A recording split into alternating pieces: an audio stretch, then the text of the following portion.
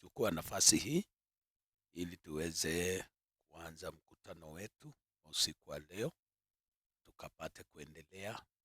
Naamini ya kwamba tutabarikiwa katika jina la Yesu, na hivyo tutaomba na ili tuweze kuendelea katika jina la Yesu. Tuombe. Mtakatifu na Baba wetu, kwa jina la Yesu Kristo, tuko mbele zako jioni hii njema. Tunakushukuru kwa sababu ya wema wako, tunakushukuru kwa sababu ya fadhili zako, tunakushukuru kwa sababu ya neema yako. Uinuliwe na hata uhimidiwe, Mwokozi wa rehema. Asante kwa sababu ya ukuu wako, asante kwa sababu ya fadhili zako. Ni wewe tu na hakuna mwingine kama wewe. Tubariki usiku wa leo. Naomba Roho Mtakatifu aweze kuwa pamoja nasi, aweze kuingilia mpango wetu na masomo yetu ya siku ya leo, ili mwanzo hadi mwisho uwe pamoja nasi na utuongoze katika jina la Kristo Yesu. Bariki awaye yote ambaye atashiriki nasi neno la jioni ya leo, na tunaamini ya kwamba kwa hakika utatuwezesha kwa ajili ya wema wako, kwa ajili ya fadhili zako. Kwa jina la Yesu Kristo tunaomba hata tunakushukuru. Amen. Basi Mungu wetu ni mwema. Jioni ya leo tumepata nafasi nyingine ili tupate kuendelea na somo letu. Bado hata leo tunaendelea kuzungumzia habari ya viumbe hai, na katika viumbe hai kumbuka ya kwamba tumezungumza habari ya malaika, tumezungumza habari ya roho wachafu na ambao pia naweza kuitwa mashetani ama mapepo, na tena tumeweza kuzungumzia hali ya shetani ama kuhusu shetani mwenyewe na majina anayoitwa.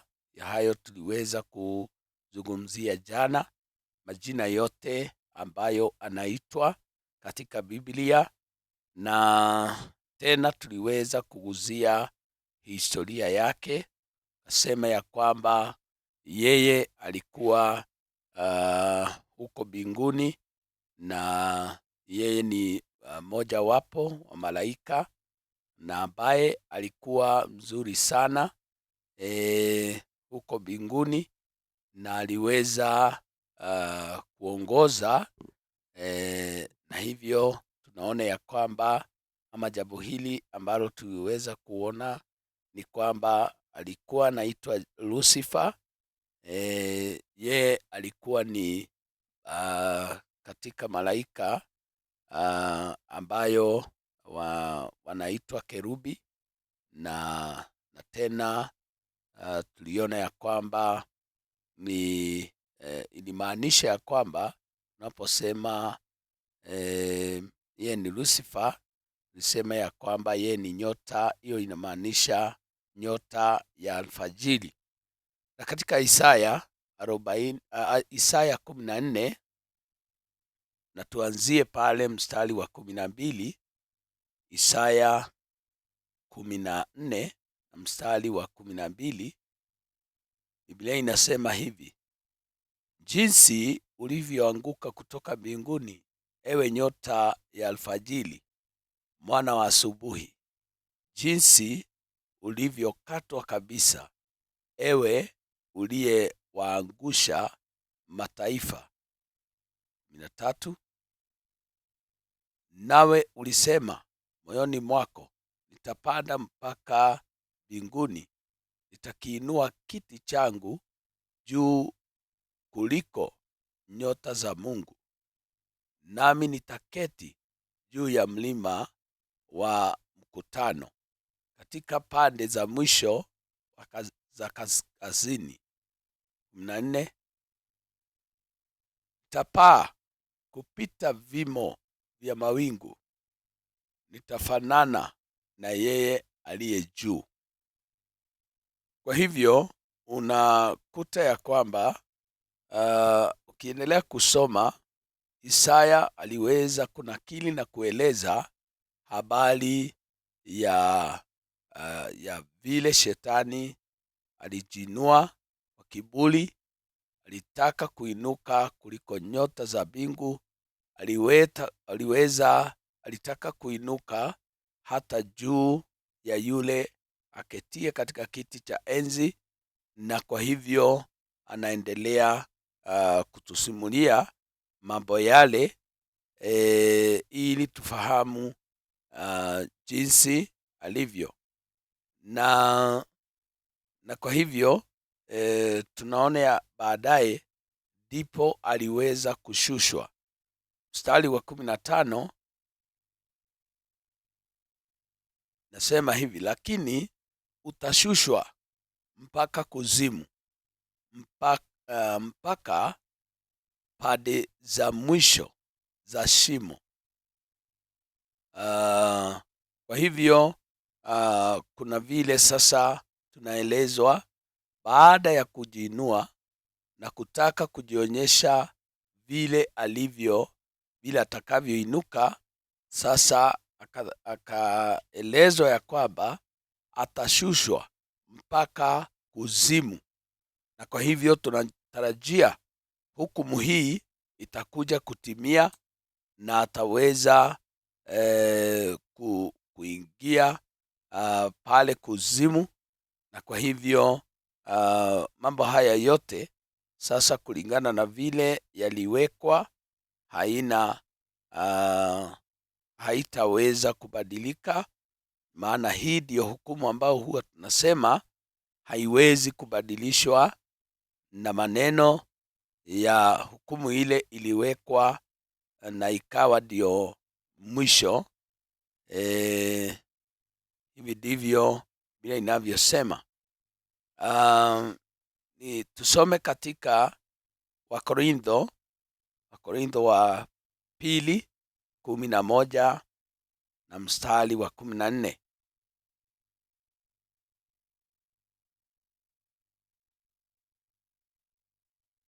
Wakorintho wa pili 11 na mstari wa 14. Biblia inasema hivi: wala si ajabu, maana shetani mwenyewe hujigeuza awe mfano wa malaika wa nuru. Kwa hivyo tunaona ya kwamba kwa sababu shetani anajifahamu vile alivyo, na yeye si malaika wa nuru, yeye ni malaika wa giza, na mambo yake yalisha, kama vile nimesema, ameshahukumiwa. Biblia inasema, Paulo alisema ya kwamba si ajabu, maana shetani mwenyewe hujigeuza awe mfano wa malaika wa nuru. Kwa hivyo anatumia hila, anatumia ujanja, huwa anajificha sura yake ili watu wasimjue ama wasimtabue kwanza. Anaweza kujifanya yeye ni mzuri sana, anaweza kujifanya ya kwamba yeye ni mtu ambaye anawapenda watu, lakini kumbe anataka kuwanasa. Maana tulipokuwa tunaangalia majina yake, tuliona ya kwamba jina lake moja ni kwamba yeye ni mwidaji ambaye ana mtego wa kuwanasa watu, na kwa hivyo hutumia njia hizo ili aweze kuwanasa wengi. Kwa hivyo ni vizuri kujua ya kwamba tuweze kukesha, na ili ya kwamba tusije tukanyemelewa na kuwekewa mitego kwa ajili ya hila za shetani. Katika Wakorintho wa kwanza 6 na mstari wa 3, 1 Corinthians chapter 6 verse 3,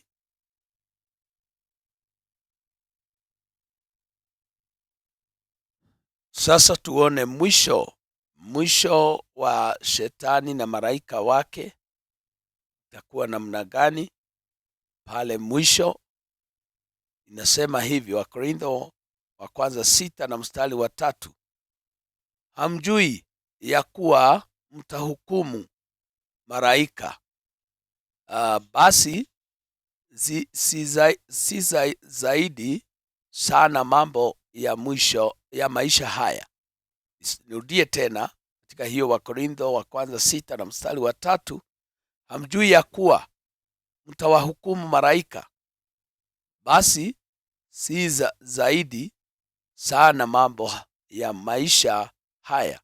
Kwa hivyo Paulo anataka kuwaeleza wale ambao ni Wakorintho ya kwamba katika siku za mwisho tutaweza kuwahukumu hata malaika. Kwa hivyo anajaribu kuwaeleza hivyo, na hawa malaika ambao tutawahukumu ni wale malaika ambao waliweza kuasi huko mbinguni na wakaweza kushushwa pamoja na Shetani. Na kwa hivyo nasema ya kwamba sisi ambao tumeokoka tuna uwezo wa kuweza kuwahukumu wale ambao ni malaika, na tumepewa uwezo ule, na hiyo itadhihirika katika nyakati za mwisho. Mwanzo 3 na mstari wa 15,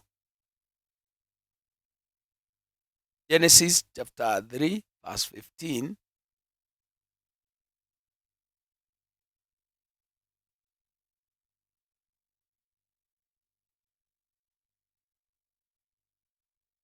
Biblia inasema hivi: nami nitaweka uadui kati yako na huyo mwanamke, na kati ya uzao wako na uzao wake, huo utakuponda kichwa na wewe utamponda kisigino.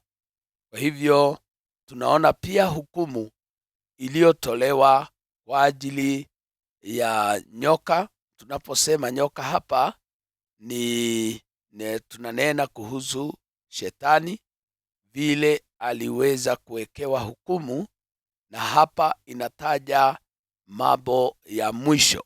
Hii chapter ama verse hii inaongea kuhusu mambo ya mwisho na vile mwanadamu ataweza kumshinda Shetani, na maana inaposema ya kwamba huyu mwanamke na uzao wake wataweza kuponda kichwa, na ni kwamba wataangamiza. Maana mtu anapogongwa kichwa ni basi huyu mtu na ufalme wake ameushinda.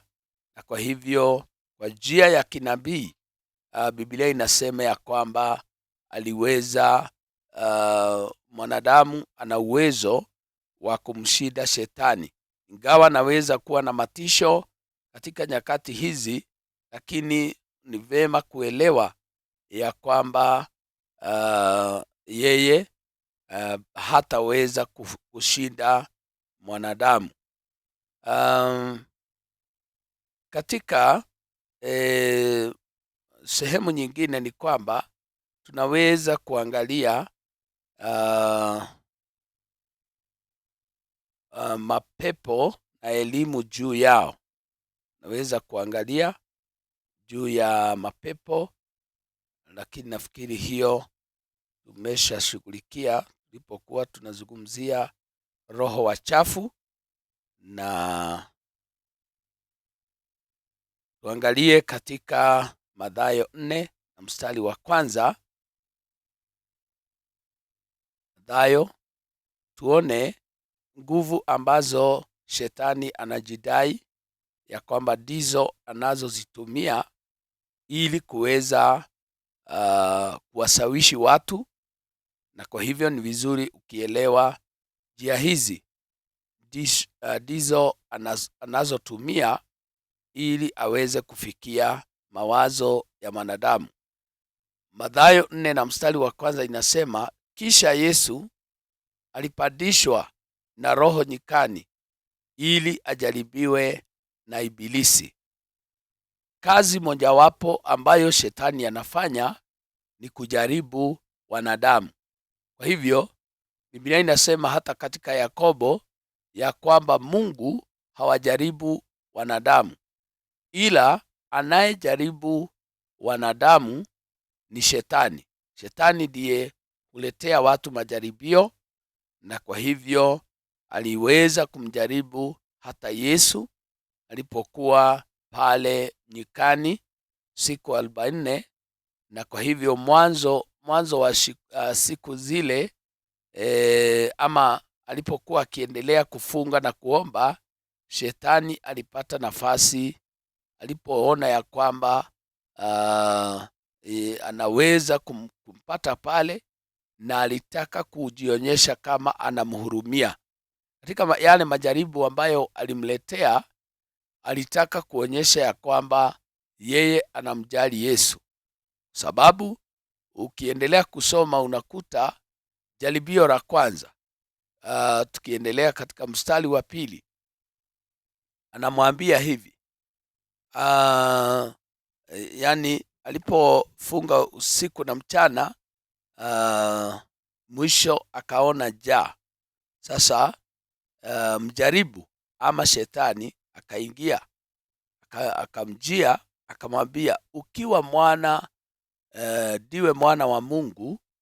Na anajua kabisa yeye ni mwana wa Mungu, sababu Shetani alikuwa malaika, Shetani alikuwa mbinguni, na kwa hivyo anajua kabisa ye huyu ninayeongea naye ni mwana wa Mungu. Anamwambia, ukiwa ndiwe mwana wa Mungu, amuru kwamba mawe haya yawe mikate. Ukiangalia hapa unaona ni kana kwamba alimhurumia kwa sababu Yesu alikuwa na njaa, lakini haya yalikuwa ni majaribu. Yesu hangekula wakati ule na hajamaliza mfungo wake na mpango wake. Kwa hivyo kama angekula wakati ule, na mfungo ule ndio ulikuwa baada ya kufunga kule aanze huduma yake, na kwa hivyo alikuwa anajitayarisha. Kwa hivyo alitaka kuharibu ile mission yake, na ndiposa aliweza kuingilia Yesu alipokuwa anaweka msingi wa ile huduma yake. Na Yesu akatambua haya ni majaribio, na hata kama Shetani anajifanya hamjui, tena anajifanya kana kwamba anamhurumia. Kwa hivyo ni watu wengi wameweza kujaribiwa, na wakati mwingine wanajipata kumbe wameshindwa. Kumbe ilikuwa ni nguvu ya Shetani na hila zake, na kumbe singefanya hivi na mambo kama hayo. Mstari wa 4 anaendelea, Yesu akajibu. Yesu hakunyamaza, akajibu akasema, imeandikwa, mtu hataishi kwa mkate tu, ila kwa kila neno litokalo katika kinywa cha Mungu. Kwa hivyo Yesu alijua maandiko, na kwa hivyo inafaa tujue ya kwamba wakati mtu ana wingi wa maandiko, hata akijaribiwa na namna gani, ataweza kujimudu ama ataweza kumshinda Shetani. Kwa hivyo Yesu alimwambia imeandikwa. Na hapa watu wengi huwa wanasema ya kwamba Yesu alimwambia mtu hataishi kwa mkate tu, ila kwa neno moja. Lakini na wanasema Yesu alisema neno moja inaweza kufanya mtu aishi, lakini Biblia inasema ila kwa kila neno litokalo katika kinywa cha Mungu. Mstari wa 5 nasema, kisha Ibilisi akamchukua mpaka mji mtakatifu, akamweka juu ya kinara cha hekalu. Mstari wa akamwambia, ukiwa ndiwe mwana wa Mungu. Bado ana ile hali ya kujifanya. Ukiwa wewe ndiye mwana wa Mungu, jitupe chini, maana imeandikwa, atakuagizia malaika zake na mikononi mwao watakuchukua, usije ukajikwaa mguu wako katika jiwe. Kwa hivyo unakuta ya kwamba Yesu alipitia katika majaribio na shetani akijifanya kana kwamba hata hamuelewi, hamjui, lakini Yesu alitambua huyu ni shetani, na kwa kila jaribio aliweza kuwa na jibu na akaweza kushinda yale majaribio. Kuna neno tulisoma jana katika Yohana 8 na mstari wa 44. Yohana, in the book of John chapter 8 verse 44. Jambo lingine ambalo shetani anafanya ni hili, limeandikwa hapa. Anasema, ninyi ni wa baba yenu Ibilisi, na tamaa za baba yenu ndizo mpendazo kuzitenda. Yeye alikuwa muuaji tangu mwanzo, wala hakusimama katika kweli, kwa kuwa hamna hiyo kweli ndani yake. Semapo uongo, husema yaliyo yake mwenyewe, kwa sababu yeye ni muongo na baba wa huo. Tuliona ya kwamba hapa kuna mambo mengi na majina mengi ya huyu shetani, lakini tunaona ya kwamba mbinu ingine ambaye anatumia ni kudanganya watu, na anapowadanganya ni kitu ambacho kinatoka ndani yake, maana ndani yake hakuna kweli. Kwa hivyo kila anenapo anadanganya, na watu wengi wanapenda kudanganywa.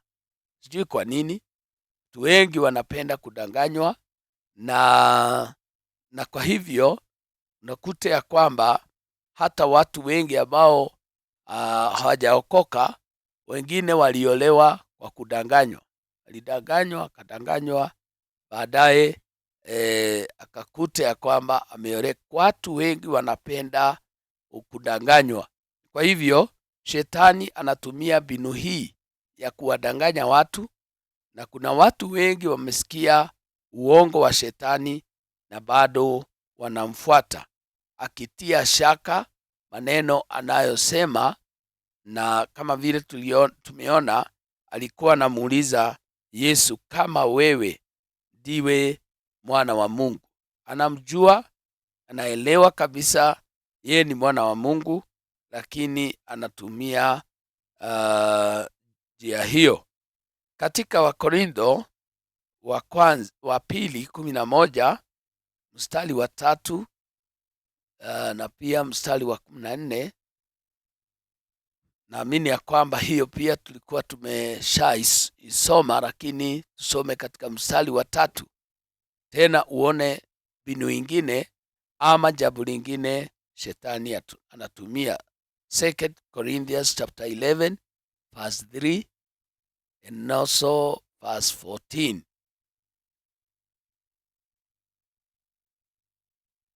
Biblia inasema hivi, lakini nachelea kama yule nyoka alivyomdanganya Hawa kwa hila yake, asije akawaharibu fikira zenu, mkauacha unyofu na usafi kwa Kristo. Kwa hivyo Paulo anasema, apeana tahadhari ya kwamba watu wasije wakatumiwa hila kama vile shetani ama yule nyoka alivyomdanganya Hawa kwa hila, kwa sababu shetani anatumia hila na kama vile alivyomweleza Hawa, akakaribia lile tunda, akamwambia Mungu hakusema msile sababu nyingine yoyote, ila mkila mtafunguka macho, mtafanana naye. Kaenda tu polepole akitumia hila, na baadaye kukawa na anguko na mwanadamu. Kwa hivyo vizuri ujue ya kwamba shetani anatumia hila, anatumia ujanja. Hapo tumetaja sasa mambo matatu. La kwanza tumetaja shetani anatumia majaribu, shetani anatumia uongo, shetani anatumia hila, na hii ni mambo ndio tunaita nguvu ya shetani. Anatumia mambo haya kuwakamata watu, na kuna watu wengi wamemfuata akitumia mbinu hizi, kama yeye yani hakeshi. Hawa watu hawakeshi. Pia sehemu zingine ambazo tulisoma jana, tuliona ya kwamba ingawa tunaendelea leo, lakini haya ni mambo mengine ambayo pia unafaa kuelewa. Katika Petro wa kwanza 5 na mstari wa 8, ingawa sitasoma, inasema ya kwamba Shetani huzunguka. 1 Peter chapter 5 verse 8. Kwa hivyo tena anatumia njia hiyo ya kuzunguka akitafuta ni nani huyu, na anaguruma kama shiba. Tuliona hayo, na kwa hivyo anazunguka, na anapozunguka akipatana na mtu ambaye hajakesha, basi anaharibu yeye, na iposa ni vizuri kukesha kila wakati. Na jambo lingine ni kwamba tuliona yeye hushindana na Mungu, na kwa hivyo ni vizuri kujua ya kwamba anatumia mbinu hizi zote ili aweze kupambana na watu wa Mungu, na kama ikiwezekana aweze kuwanasa katika mitego yake na mambo kama hayo. Tukisoma katika Ayubu 1 na mstari wa 12,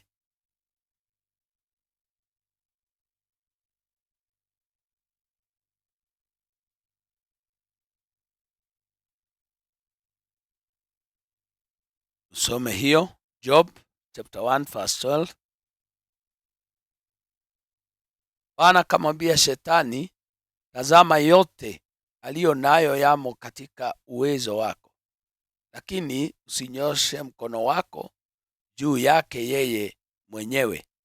Basi Shetani akatoka mbele ya uso wa Bwana, na basi alipotoka pale, alienda kuguza mali ya mtu ambaye anaitwa Job ama Ayubu. Na kwa hivyo tunaona hizi ni kazi ambazo shetani anafanya. Anatesa watu wa Mungu, anawagadamisha, anawanyanyasa, na kwa hivyo alimtesa sana mtu ambaye anaitwa Ayubu. Katika Luka 13 na mstari wa 16, Luka 13 na mstari wa 16, tuone kazi ingine ambayo ni shetani hufanya. Yeye anawatesa watu wa Mungu, na jambo lingine katika hiyo Luka 13 na mstari wa 16, na huyo mwanamke aliye wa uzao wa Ibrahimu, ambaye shetani amemfunga miaka 18, hii haikupasa afunguliwe kifungo hiki siku ya Sabato. Kwa hivyo unakuta hapa pana mwanamke ambaye aliinama miaka 18, 18 good years. Alikuwa hawezi kusimama, alifungwa na shetani. Kwa hivyo tunaona Pia shetani hurushia watu magonjwa. Watu wale wanateseka na wanaweza kuteseka miaka mingi, na lakini Mungu wetu ni mwema, kwa sababu Yesu alipoingia katika ile sinagogi aliweza kumfungua yule mwanamke na akaweza kusimama, na hata watu wakalalamika, maana walisema ni siku ya Sabato, hangeweza kuponywa siku hiyo, na kulingana na maoni yao. Pia sio magonjwa tu, na sio ile hali ya kuwajaribu wanadamu, lakini katika Marko 5 na mstari wa 15, Mark chapter 5 verse 15, Biblia inasema, wakamwendea Yesu, wakamuona yule mwenye pepo ameketi, amevaa nguo, ana akili zake, naye ndiye aliyekuwa na lile jeshi, wakaogopa. Kwa hivyo tunakuta ya kwamba si uponyaji tu,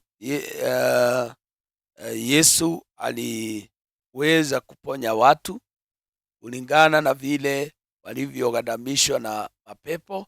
Hata kuna wengine mapepo waliingia ndani yao na wanapagawa, wanakuwa na jeshi kubwa. Kama huyu alikuwa mtu ambaye alifukuzwa ndani yake mapepo ama jeshi kubwa ndani yake, na kwa hivyo watu wakakuta ya kwamba ameketi karibu na Yesu, na waliweza kushangaa sana sana, kwa sababu hata waliogopa, kwa sababu hawangedhania ya kwamba mtu kama huyo anaweza kubadilika. Kwa hivyo tunajua ya kwamba hata shetani akiwakamata watu na kuwagadamisha kwa njia fulani, Yesu wetu ana uwezo wa kubadilisha hali na maisha yao. Tena anaweza kuwasawishi wanadamu na kuonyesha vile ambavyo anaweza kuwafanyia. Mshawishi Hawa, Ayubu, na pia tunaona watu wengine kama Daudi, Kristo na Anania na Safira. Hao wote walisawishiwa na shetani, na wanaonyeshwa ya kwamba ukifanya hivi basi utakuwa na matokeo mazuri ndani yako. Lakini tunajua yaliyotokea baadaye, kama Anania na Safira walipofuata ule ushawishi wa shetani na kutotimiza yale Mungu aliyotarajia. Biblia inasema ya kwamba alikufa, hakula kile ambacho alikuwa ameweka ama kuficha, maisha yake ikaishia hapo. Kwa hivyo shetani anapotumia mbinu, anawacha mtu akiteseka, na yeye anaendelea, anachagua mwingine, anamtesa, anamdanganya, na anatumia mbinu hizo. Na kwa hivyo Mungu na atusaidie sana.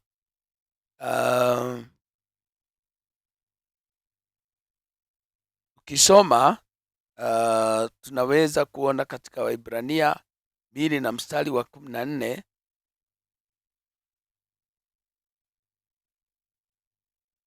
ingawa shetani ana nguvu, lakini kuna ile mipaka ambayo hawezi kupita.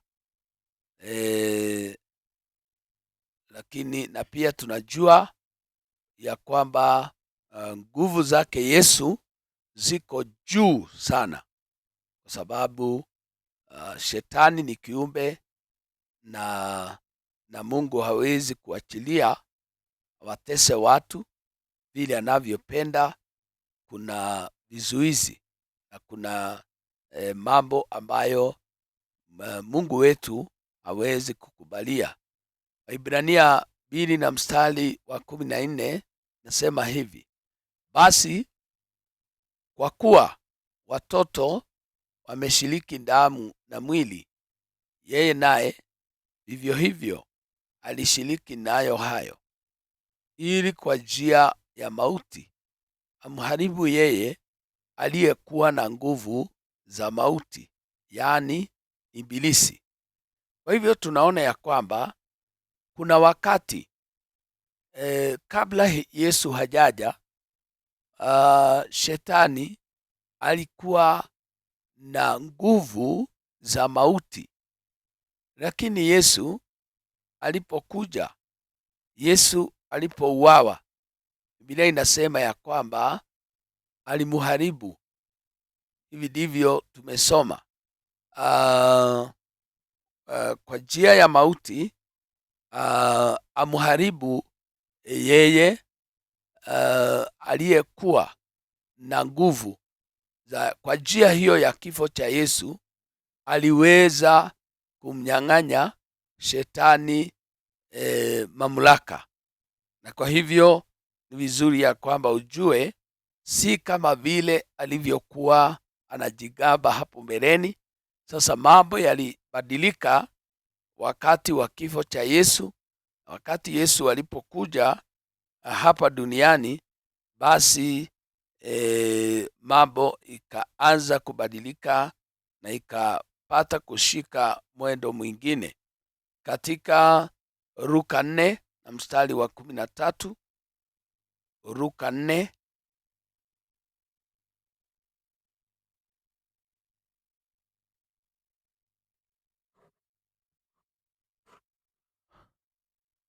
Biblia inasema hivi, Luka 4 na mstari: basi alipomaliza kila jaribu, Ibilisi akamwacha akaenda zake kwa muda. Tulikuwa tumesoma katika Mathayo yale mambo yaliyo ama yale majaribu aliyoletewa na shetani.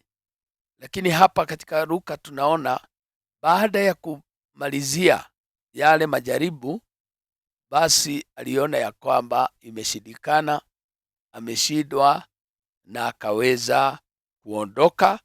Na kwa hivyo si kila jambo ambalo shetani anajaribu atafaulu.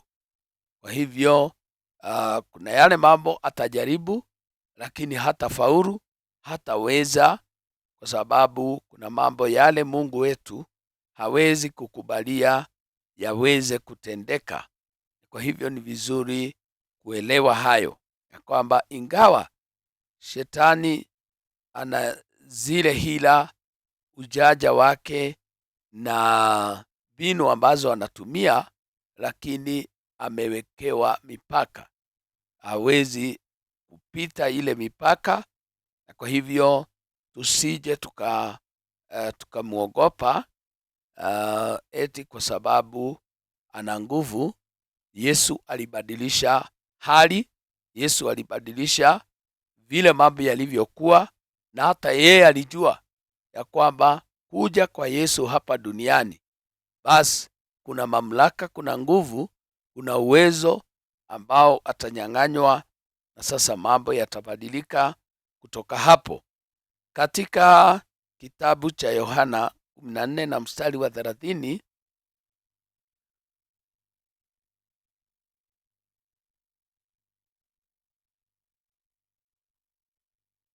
buka ya kwamba tunazidi kuangalia mipaka aliyowekewa shetani. Kwa hivyo hawezi kutawala vile apendavyo, hawezi kuendesha mambo vile apendavyo. Yohana, in the book of John chapter 14 verse 30, John, Biblia inasema hivi: mimi sitasema nanyi maneno mengi tena, kwa maana yuaja mkuu wa ulimwengu huu, wala hana kiti kwangu.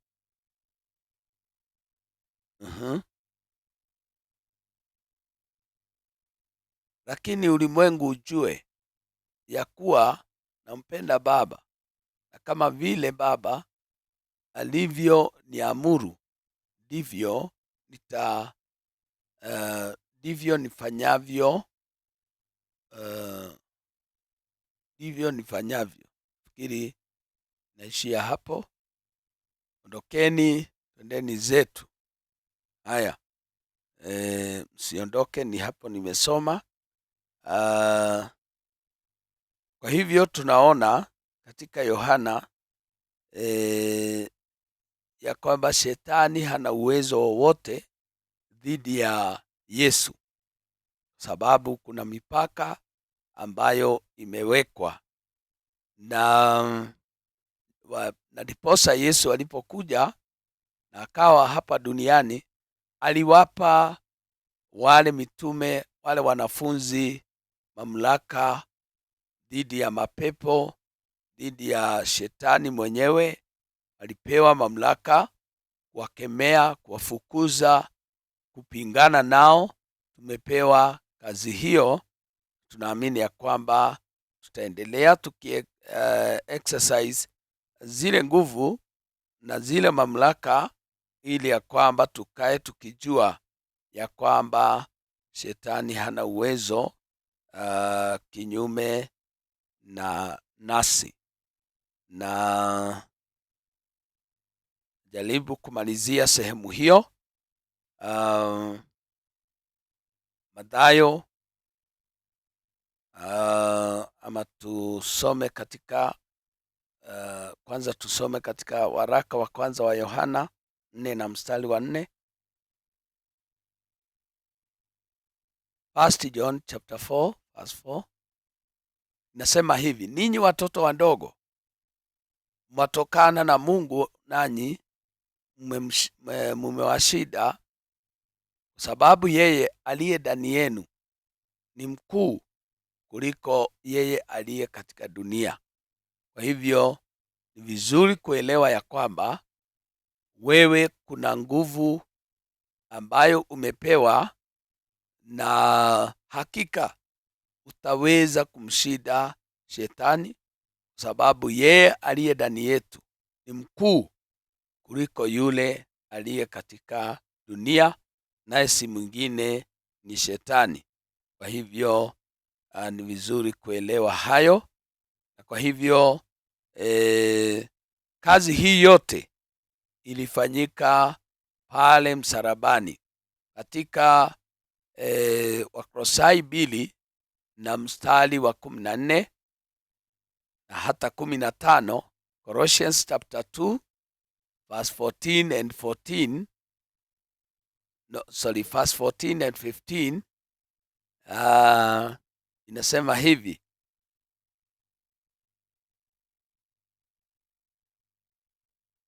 having cancelled, Kiswahili inasema akiisha kuifuta ile hati iliyoandikwa ya kutustaki kwa hukumu zake, iliyokuwa na uadui kwetu, akiiondoa isiwepo tena, akaigongomea msalabani. Mstari wa 15, akiisha kuzivua enzi na mamlaka na kusifanya kuwa mkogo kwa ujasiri, akazishangilia katika msalaba huo. Kwa hivyo pale msalabani, posa mwimbaji anasema yote imekwisha. Kwa hivyo sababu pale msalabani, jinsi ambavyo shetani alikuwa anajidai, shetani alikuwa akifikiri ya kwamba ana uwezo kinyume na mwanadamu na kudrive mwanadamu vile apendavyo, basi mamlaka yaliweza kuondolewa. Tuliona jana majina aliyoitwa shetani. Hata anaitwa mfalme wa dunia hii, anaitwa mkuu wa anga na mambo yale mengine yote, lakini kumbe siku ya ambayo Yesu aliangikwa msalabani, ile inasema ya kwamba hapo ndipo shetani alinyang'anywa mamlaka na basi mambo yakabadilika. Kwa hivyo tunaweza kutawala, tunaweza kuendelea vizuri, na tunapoendelea, shetani akitaka kujiinua tunampinga, maana tumepewa kazi hiyo ya kumpinga, naye anatoroka, anatuacha, kwa sababu tunamwamini Kristo aliyepanga mipango mizuri sana kwa ajili yetu na pia kwa ajili ya maisha yetu. Kwa hivyo sasa mambo yameshabadilika, na kuna mambo ambayo tunahitaji kutumia ili tuweze kumshinda shetani. Kuna tukisoma katika, tunapoendelea kumalizia katika Yohana wa kwanza, waraka wa kwanza wa Yohana 2 na mstari wa 13,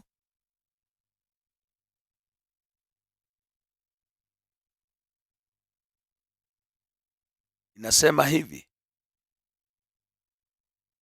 nawaandikia ninyi akina baba, kwa sababu mmejua yeye aliye tangu mwanzo. Nawaandikia ninyi vijana, kwa sababu mmemshinda yule mwovu. Nimewaandikia ninyi watoto, kwa sababu mmemjua Baba. Katika Ufunuo 12 na mstari wa 10, Revelation chapter 12 verse 10, Ufunuo 12 na mstari wa 10, nikasikia sauti kuu mbinguni ikisema, sasa kumekuwa wokovu na nguvu na ufalme wa Mungu wetu na mamlaka ya Kristo wake, kwa maana ametupwa chini mstaki wa ndugu zetu. Yeye awastakie mbele za Mungu wetu mchana na usiku. 11, nao wakamshinda kwa damu ya mwana kondoo na kwa neno la ushuhuda wao, ambao hawakupenda maisha yao hata kufa. Kwa hivyo tuna mambo ambayo tunaweza kutumia ili kumshinda shetani. Mojawapo ni damu ya Yesu, na hiyo ina uwezo, na shetani husikia hiyo damu, basi inamumaliza kabisa, kwa sababu anajua wakati damu hiyo ilipotililika, mwanzo wa ile hali ya kukosa nguvu na mamlaka ilianza mahali pale. Tena neno la Mungu lina uwezo kabisa, na ndiposa tunatakiwa kuwa na wingi wa neno ndani yetu, maana pia shetani akijua ya kwamba unajua neno na unalitumia neno la Mungu, anaogopa. Yeye hataki kushindana na mtu aliye na neno, na hivyo ni vizuri kuelewa mambo hayo. Hizo ni silaha kubwa sana tumepewa za kumkemea shetani, kwa sababu na wengine wanasikia neno, wanachukua Biblia na wanaenda kuitumia kugonga mtu aliye na mapepo, wakifikiri ya kwamba kuna kitu kitatendeka. Wengine wanatumia vitu zingine, lakini nakwambia damu ya Yesu na hata neno la Mungu linatumika kwa pakubwa kuweza kumenyana na shetani, na lazima atashindwa, maana hawezi kujimudu na hana uwezo dhidi ya damu ya Yesu na hata neno la Mungu, maana analijua lina uwezo, lina nguvu, na kwa hivyo hawezi kujimundu hata kidogo. Na hata Paulo aliwaeleza watu wa Warumi 16 na mstari wa 20. Malizie hapo, Warumi 16 na mstari wa 20.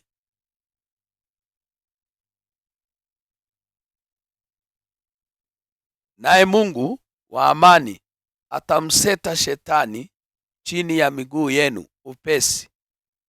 Neema ya Bwana wetu Yesu Kristo na iwe pamoja nami. Hebu tuanzie 19. Maana utii wenu umewafikilia watu wote, basi nafurahi kwa ajili yenu.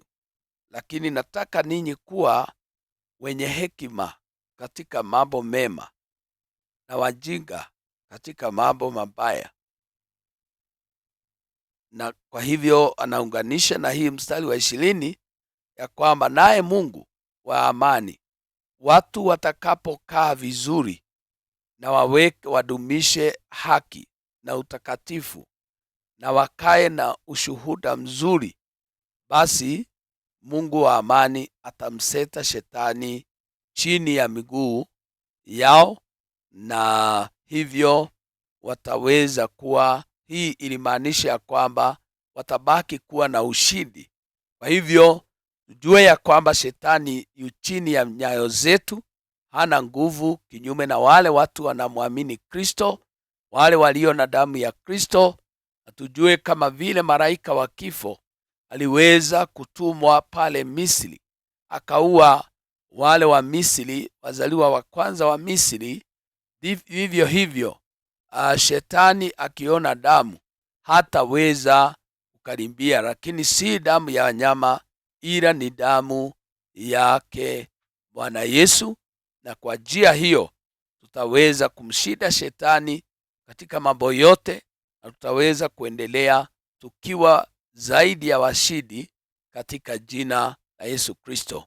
Ubarikiwe sana kwa kuwa pamoja nasi usiku wa leo, kusikiza neno la Bwana usiku wa leo, na hivyo tunaamini ya kwamba utabarikiwa. Lakini kabla hatujafunga na kuomba maombi ya mwisho, ni vizuri tujue kana kwamba kuna mtu aliye na swali. Tuko katika hali ya kuendelea kumalizia kipindi hiki ama masomo haya ya viumbe hai kiroho. Tuko karibu kumalizia, lakini tujue ya kwamba kuna sehemu ya wale ambao tulisema ni wachawi na matendo yao na vile Biblia inavyosema, alafu tumalizie sehemu hiyo. Na kwa hivyo nafikiri hiyo tutaweza kuguzia kesho tunapojaliwa na Mungu wetu. Sio kama kuna mtu aliye na swali anaweza kuandika ama kuuliza.